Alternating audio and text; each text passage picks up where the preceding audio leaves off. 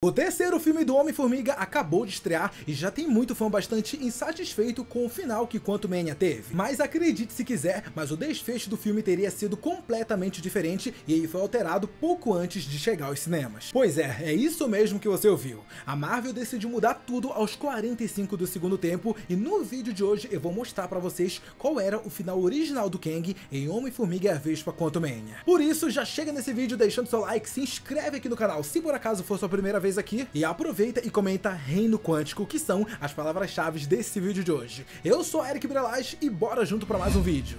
A fase 5 do UCM finalmente começou com a chegada do terceiro filme do Homem-Formiga. Depois de anos de sofrimento que os fãs passaram durante a fase 4, a expectativa era que Quantumania fosse o primeiro passo para uma retomada de credibilidade da Marvel Studios. Mas como sabemos, né pessoal, não foi exatamente isso que aconteceu. Quem já assistiu o filme, independente se gostou ou não, viu que ele não entrega nada além que um encerramento da trilogia do Homem-Formiga. A gente até tem uma apresentação bem legal de Nathaniel Richards, que será o grande vilão dessa saga do multiverso, mas nem de longe ele segura o filme e ainda tem um final que é um balde de água fria para quem esperava ver esse grande vilão dos quadrinhos que o Kang é, aquele vilão ameaçador e tudo mais. Muita gente esperava que em Quantumania a gente tivesse visto um Kang definitivo que colocaria medo nos heróis mais poderosos do multiverso. Só que ao invés disso, a gente viu ele sendo derrotado de uma forma completamente tosca. É claro que isso só aconteceu por se tratar de um filme do Homem-Formiga.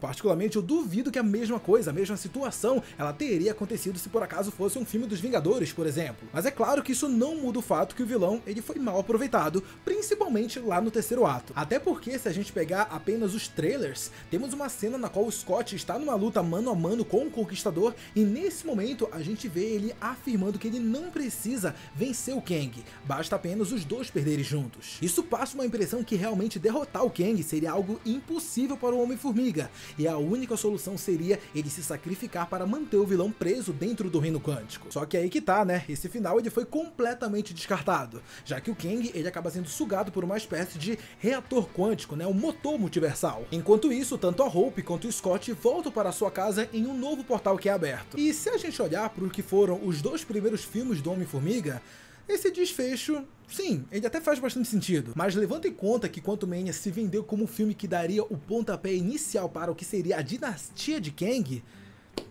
é um final bem decepcionante, né, pessoal? Ai, Eric, mas é um filme do Homem-Formiga, o Kang, ele não poderia ter vencido. É aí que você se engana, meu querido nerd. E eu digo isso porque tem fortes indícios de que o filme, ele teve um final completamente alterado. Ou seja, o plano original seria do Kang não ser derrotado no fim desse filme, muito pelo contrário. Até mesmo a primeira cena pós-crédito, mostrando o Conselho dos Kangs, ela não existiria. O mais interessante é que a prova disso está em vazamentos que surgiram meses antes do lançamento de Homem-Formiga a Vespa Quantumania. Ainda no ano passado surgiu um roteiro no Reddit que contava o filme praticamente todo, incluindo as cenas pós-créditos. E para a tristeza da galera que não confia nesses vazamentos do Reddit, esse roteiro acertou quase tudo. A única coisa que tá diferente do que vimos no cinema é justamente o fim do filme, que foi refilmado pouco antes do seu lançamento. Então basicamente a Marvel decidiu de última hora descartar o final que tinha sido gravado para colocar essa cena onde o Kang é derrotado. E uma outra prova que mostra que esse filme ele teve sim seu final alterado é que temos fotos dos bastidores que mostram um ator jovem que seria o filho da Hope. Então sim, a gente teve coisas durante o filme que acabaram sendo alteradas, acabaram sendo deletadas e colocando outras coisas por cima. Durante a batalha entre o Scott e Nathaniel Richards, que estava sem a tecnologia que lhe dava superpoderes, um portal é aberto e vemos a família Formiga voltando para sua casa. Nesse momento, o Kang impede o Scott de passar pelo portal e assim eles continuam lutando. Até aí tudo certo, né? Tudo conforme o original que a gente viu lá no filme. Mas aí que tá, a mudança ela aconteceria quando a Hope volta do Reino Quântico para tentar ajudar o Homem-Formiga. Ao invés deles conseguirem derrotar o vilão e depois voltarem para sua casa em um novo portal que é aberto, na verdade seria o próprio Kang que conseguiria escapar,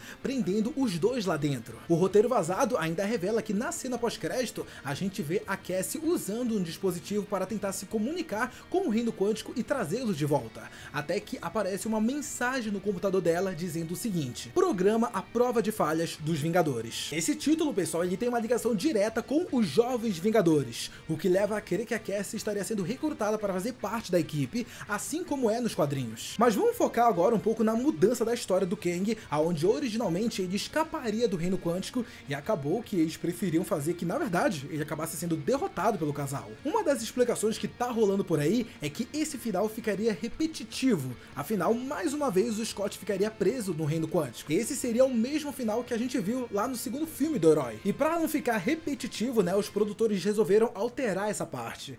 E isso, pessoal, bom, isso até pode ser verdade, só que aí que tá, né, eles acabaram trocando um final repetitivo por um final ruim. E eu nem digo isso porque o Scott apenas saiu do reino quântico, não é nem isso, mas sim porque ele derrotou o vilão que deveria ser a maior ameaça do multiverso Marvel. Eu não sei se você tá entendendo o que eu tô dizendo, mas isso é uma coisa horrível, pessoal. A imagem que a gente tem que ter do Kang é de um cara extremamente poderoso, mais poderoso que o próprio Thanos, mas o filme não passou isso. Tudo bem que pra compensar um pouco, né, a derrota dele, a gente teve uma cena pós-crédito que foi muito da hora, né, mostrando várias versões alternativas do vilão que parecem ser tão ameaçadoras quanto o Conquistador que a gente vê durante o filme. Tanto é que é dito que foram eles que exilaram o Kang que foi derrotado lá no Reino Quântico. Mas também existe uma outra possibilidade, já que no filme original o Kang conseguiria escapar do Reino Quântico, como foi mostrado nesse roteiro vazado, pode ser que talvez ele não tenha sido completamente derrotado. O que a gente sabe é que a Marvel queria que ele escapasse dali para continuar a história. Então pode ser que aquela explosão do reator quântico que desintegrou o vilão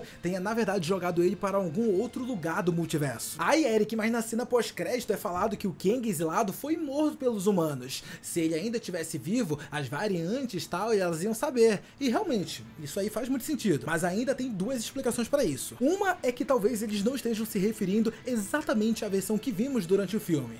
Tem muita gente por aí acreditando que eles estavam se referindo, na verdade, àquele que permanece, que foi morto pelas mãos da Sylvie lá na primeira temporada de Loki. Mas eu, particularmente, não acredito muito nisso, não. Eu acredito que eles estavam se referindo diretamente ao Kang que a gente viu durante o filme Quantumania. Mas eu ainda acredito que seria possível aquele motor multiversal, na qual o Kang foi sugado, tenha, na verdade, levado ele para algum lugar do espaço-tempo, na qual o Conselho dos Kangs não consiga detectar ele. Vale lembrar que durante a primeira temporada do Loki, é dito que o único ponto no tempo que era possível se esconder da TVA era nos eventos apocalípticos. Se é possível se esconder da TVA nesses lugares apocalípticos, talvez seja possível se esconder do Conselho dos Kangs. Então pode ser que o Kang de Quantumania tenha se escondido em um lugar desses para não ser detectado pelas suas outras versões dele mesmo, igual a Sylvie fazia para não ser encontrada pela TVA. Também existem teorias de que aquele personagem que vimos na segunda cena pós-crédito com o nome de Victor Timely pode ser na verdade o mesmo Kang que foi desintegrado pelo motor multiversal. Isso explicaria o porquê da Marvel querer que esse vilão escapasse do reino quântico. Seria justamente para usar ele na segunda temporada de Loki. Vale lembrar que nos quadrinhos o Kang assumiu essa identidade quando viajou ao início do século XX, passando assim a ser um renomado cientista daquela época. Caso esse Victor Timely seja de fato o mesmo Kang que vimos durante o filme Quantumania,